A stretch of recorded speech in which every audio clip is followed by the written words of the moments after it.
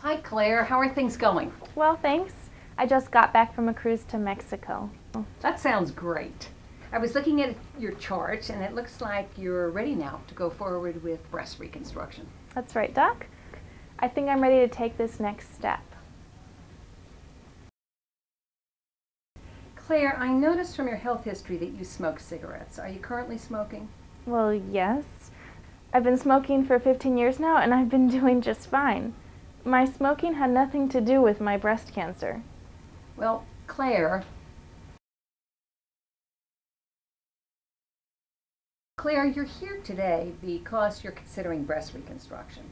And I'm sure you know that there are risks associated with every kind of surgery. But did you know that smokers heal much more slowly than non-smokers and have a much greater risk of wound healing complications after surgical procedures, particularly things like breast reconstruction?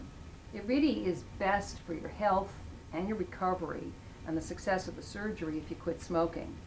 Complications are cut by as much as half in people who can quit smoking for at least 6 weeks before surgery.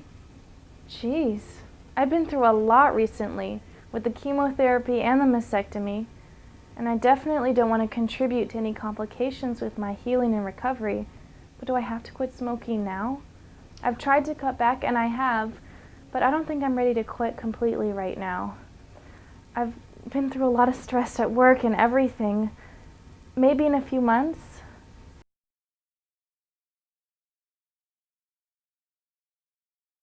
It's actually great that you've cut back on the smoking. A lot of the strategies that you use to reduce are the same ones that you can use eventually when you quit entirely.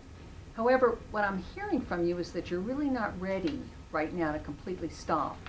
And of course, no one can force you to quit. And what we try to do is, and what I try to do is just work with you where you're at this moment in time. So for right now, what I'd like to do is give you some information about the health benefits of quitting smoking and provide you with a referral to the California Quit Line for when you are ready to go forward and stop completely. Then I'd like you to make an appointment to come back and see me again when you've stopped for 6 weeks. Does this mean I can't have the surgery now?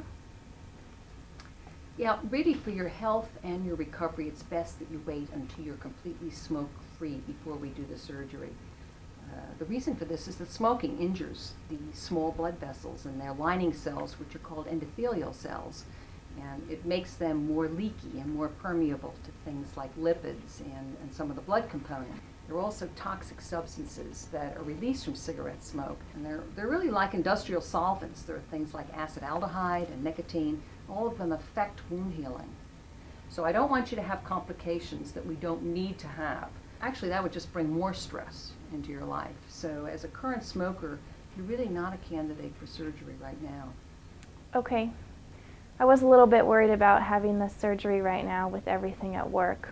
And having more time to work on quitting smoking would also be helpful. I think that's great. And please plan to give me a call for an appointment when you've quit smoking for about 6 weeks. It's the very best thing that we can do for your health and recovery, and then we can go forward at that point. Thanks, Doc. Bye now.